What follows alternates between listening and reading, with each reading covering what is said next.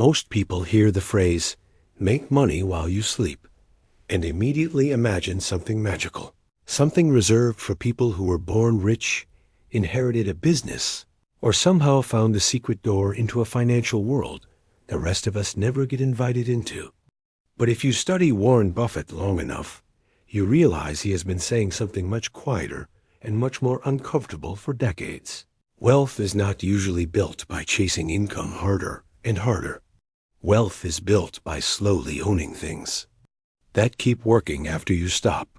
That sentence sounds simple, but it changes everything. Because most people are trained from childhood to think only in terms of effort and payment. You work 1 hour, you get paid for 1 hour. You do a task, you get a check. You stop working, the money stops too. And for a while, that feels normal. It feels responsible. It feels like adulthood. But somewhere around your 30s, 40s, 50s, or sometimes painfully late in life, a strange realization hits. Your body gets tired. Your time gets smaller. Your responsibilities get heavier. But your bills do not slow down out of respect for your exhaustion. The mortgage still wants its payment. The grocery store still charges you. The insurance company still raises the premium. The car still needs repair. And that is the moment when the difference between income and assets becomes painfully clear. Income feeds today. Assets defend tomorrow. Income asks, what did you do this week? Assets ask, what did you build years ago that is still quietly helping you now? Buffett became one of the richest people in the world, not because he had the highest salary, not because he traded in and out of every hot idea, and not because he tried to predict every little market move. He built wealth by owning productive assets, by letting time do work that human effort could never do, alone, and by understanding that the best money is often the money that arrives without demanding your whole life in exchange. So today, I want to walk through 5 assets that can build wealth while you sleep, not fantasy assets, not get-rich-quick assets, not the kind of thing where someone on the internet shows you a rented sports car and tells you to buy their course. Before midnight. I mean assets that have stood the test of time, assets that reward patience, assets that quietly shift you from someone who must constantly chase money into someone whose money slowly begins to move on your behalf. The first asset is ownership in great businesses. This is the one Buffett is most famous for, and yet most people misunderstand it because they hear stocks and immediately think casino. They picture red and green charts, panic, speculation, day trading, and people screaming about what will happen by Friday. But Buffett never treated a stock as a lottery ticket. He treated it as a piece of a business. That difference is everything. When you buy a share of a strong company, you are not just buying a symbol on a screen. You are buying a tiny claim on the work of thousands of employees, factories, patents, brands, distribution networks, pricing power, customer habits, and future profits. You are saying, while I sleep, this business may still be selling products, collecting subscriptions, shipping goods, improving systems, and earning money. Now, does that mean every stock is good? Of course not. Buying a bad business just because the price moves is like buying a broken vending machine because someone told you it might become popular. Buffett's whole philosophy is built around quality, durability, and price. He wants businesses that can survive, adapt, produce cash, and remain valuable even when the economy gets ugly. But here is where ordinary people often make a mistake. They hear about great businesses and assume they need to pick the next giant company before everyone else. They think investing means being clever. But for most regular people, the smarter path may be simpler, owning broad pieces of the market through low-cost index funds, or owning diversified collections of productive businesses instead of trying to outguess professionals every week. Imagine a woman named Linda. She is not a Wall Street analyst. She does not read quarterly reports for fun. She works in an office, raises 2 children, and for years she believes investing is something rich people do. At 35, she finally starts putting a few $100s a month into a broad market fund. Nothing dramatic happens at first. No fireworks. No sudden transformation. Some months the account goes up. Some months it goes down. During one bad year, she wonders if she made a mistake. But she keeps going. 10 years later, she looks at the account and realizes something strange. A part of her life has been working in the background. While she was cooking dinner, driving to work, sleeping, worrying, and living ordinary days, her small ownership. Pieces were connected to real companies that continued to earn, reinvest, innovate, and grow. That is the quiet power of business ownership. It does not eliminate risk. It does not promise a straight line. But it gives your money a job beyond sitting still. Buffett has often praised the idea that productive businesses can grow over time because they produce value for customers. That is very different from owning something that just sits there and waits for someone else to pay more for it. A great business can raise prices, expand, pay dividends, buy back shares, launch new products, and build internal value. In other words, it can breathe. And when you own a small piece of many breathing businesses, you begin to participate in an engine larger than your paycheck. The second asset that builds wealth while you sleep is real estate, but not in the shallow way people often talk about it. Real estate is not magical. A bad property bought at a bad price with bad debt can ruin someone faster than almost anything. People love to say, real estate always goes up, usually right before explaining why they overpaid for a house with a leaking roof and a mortgage that makes them afraid to check their bank account. Buffett's lesson is not buy property no matter what. The lesson is that productive assets matter.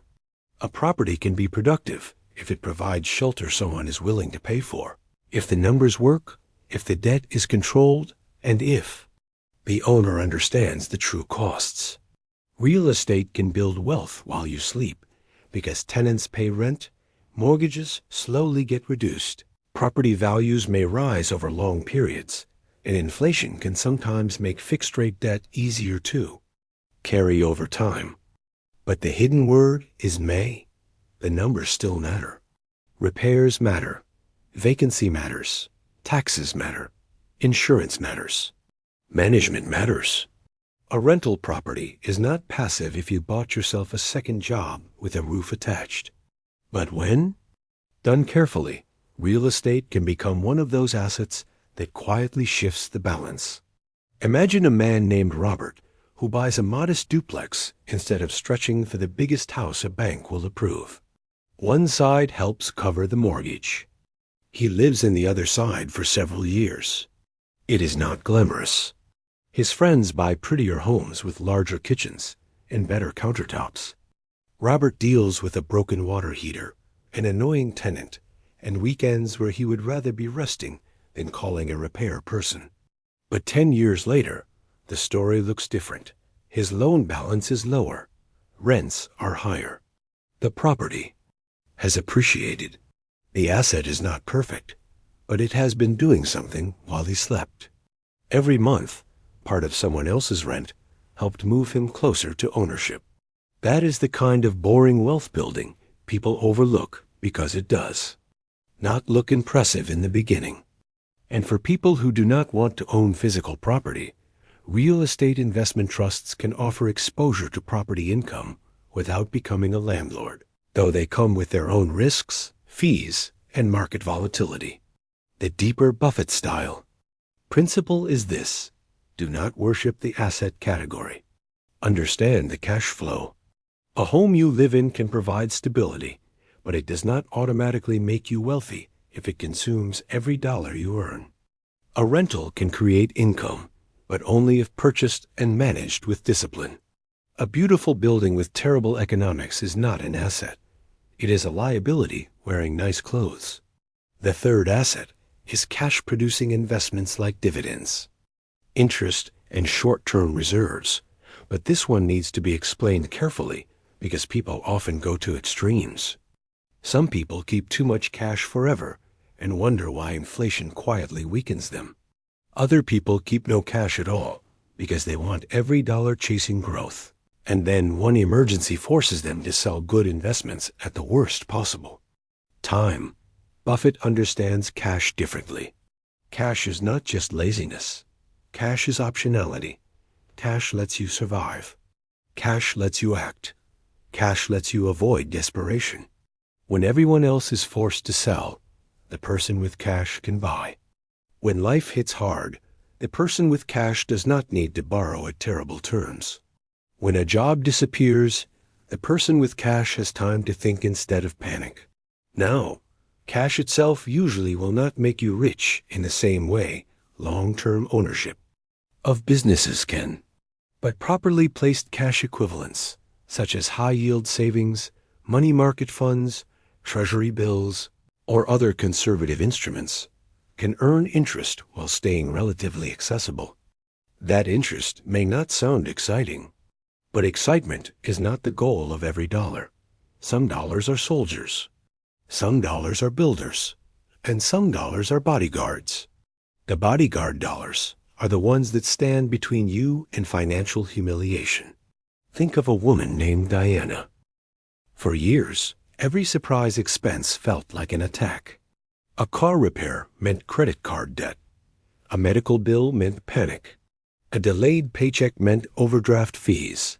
She was not financially weak because she was lazy. She was financially exposed because she had no buffer. Then she slowly builds a cash reserve. At first, it is only $500, then $2,000, then 6 months of basic expenses. No one applauds. No one sees it. But something changes inside her nervous system. She stops making decisions from fear. She can negotiate better. She can leave a bad job without immediately collapsing. She can keep investing through downturns because she is not forced to sell. That is an asset too. Not because it produces the highest return, but because it protects the assets that do. Buffett's famous ability to act during market panic comes partly from patience and partly from having liquidity when others do not. For ordinary people, the lesson is not to hoard cash forever. The lesson is to build enough safe reserves that your long-term assets can remain untouched long enough to do their job. Money that prevents panic has a return that does not always show up on a spreadsheet. It buys dignity. It buys breathing room. It buys the most underrated financial asset in the world. Time to make a calm decision. The fourth asset that builds wealth while you sleep is a business system. This can be a company, a small side business, a digital product, a service with employees, a content library, a licensing agreement, or any system that can keep producing value without your constant direct labor every minute. Now, people often romanticize business ownership, especially online. They say, start a business, as if that sentence alone pays rent. Business is hard. Most businesses fail. Many small businesses are not assets at first. They are demanding. Toddlers that eat money, time, sleep, and weekends. But a well-built business system is one of the most powerful assets in the world because it can eventually separate your income from your hours. A job pays you because you show up. A system pays because it works, even when you are not touching every piece of it. Buffett's own wealth comes from owning businesses and pieces of businesses that generate cash. The principle applies at every level. A local laundromat can be a system. A software subscription can be a system. A YouTube channel with a library of evergreen videos can become a system. A small online store with repeat customers can become a system. A book that sells for years can become a system. A course, a template, a tool, a patented product, a rental machine, a vending route, a newsletter, a small agency with processes and staff. All of these can become assets if they produce value beyond your immediate labor. The dangerous part is pretending everything is passive. There is usually nothing passive about building the thing. The passive part, if it ever comes, is the reward for creating structure. Imagine a teacher named Michael who spends years explaining the same concepts to students. One day, he organizes his best lessons into a simple online study guide. At first, it earns almost nothing. Then a few students buy it. He improves it. He adds videos. He builds an email list. Over time, the product starts selling while he is not actively teaching. It does not make him a millionaire overnight, but it does something important. It creates a small gap between effort and income. He did the work once, improved it over time, and now the work can be delivered many times. That is leverage. That is the hidden engine behind wealth. Poor financial systems force you to repeat the same effort forever. Strong financial systems allow effort to echo. This is why reputation, distribution, and processes matter so much. A business without a system is just a job you invented for yourself. But a business with repeatable value can become an asset. It can hire people. It can use technology. It can serve customers while you are asleep. It can compound through trust, brand, and relationships. The goal is not to quit everything tomorrow and declare yourself an entrepreneur. The goal is to start seeing the difference between earning and building. Every time you create something that can serve more than one person, more than one time, without you starting from zero again, you are moving toward an asset-based life. The fifth asset is the one most people underestimate because it does not appear on a brokerage statement: your knowledge, skills, judgment, and reputation. Buffett has said in different ways that the best investment you can make is in yourself. And this is not motivational fluff. It is brutally practical. Your earning power is an asset. Your ability to understand money is an asset. Your ability to communicate, sell, manage, negotiate, solve problems, control emotions, and make better decisions is an asset. The problem is that people often confuse education with degrees and information with wisdom. A degree may help. A certification may help, but the real asset is useful ability. Can you create value? Can you solve a painful problem? Can you understand incentives? Can you avoid foolish decisions? Can you stay calm when everyone else panics? Can people trust you with responsibility? These things compound. A person who improves their skill set can earn more, invest more, avoid scams, recognize opportunities, and recover faster from setbacks. That is why this asset builds wealth even while you sleep. Not because your brain pays dividends overnight, but because better judgment changes every financial decision you make for the rest of your life. One bad decision avoided can be worth more than years of tiny savings. One strong skill developed can raise your income for decades. One reputation for reliability can open doors that money alone cannot buy. Think of a young employee named Sarah. She believes she is stuck because her salary is average and her expenses are rising. She starts learning a valuable skill in the evenings: data analysis, sales, coding, video editing, accounting, whatever matches her abilities and the market. For the first few months, nothing changes.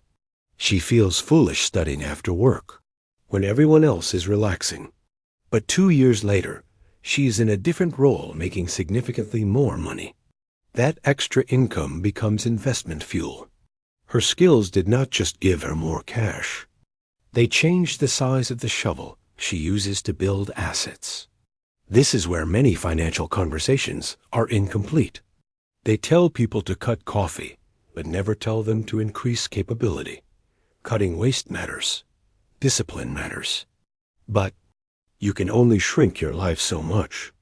At some point, building wealth requires expanding your ability to create value. Buffett's investing advantage was not only money, it was temperament.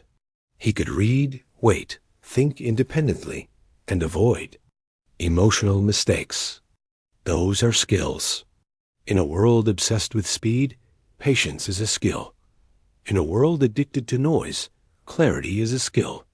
In a world where people buy because something is trending, the ability to say no is a financial asset.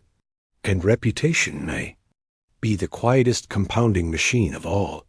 A person known for honesty, competence, and good judgment attracts better partners, better jobs, better deals, and better trust. You cannot buy that instantly. You build it one promise at a time. So, when we talk about assets that build wealth while you sleep, do not only picture buildings, stocks, and accounts. Picture the person you are becoming. Because every external asset is managed by an internal asset, your mind. If your mind is impatient, even good assets can be destroyed. If your mind is disciplined, even modest assets can grow into something meaningful. Now, the real power comes when these 5 assets begin working together.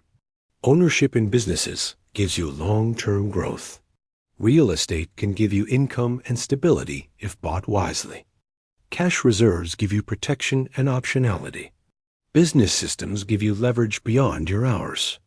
Skills and reputation increase your ability to earn, choose, and avoid disaster. Each one is useful alone. Together, they create a life that is harder to break. This is what people miss when they look at wealth from the outside. They see the final number, but not the architecture underneath it. They see the millionaire, but not the decades of assets quietly stacking on top of each other. They see the freedom, but not the years when nothing looked impressive. Wealth often begins invisibly. It begins when you put money into an index fund instead of spending it to impress someone who is not paying your bills.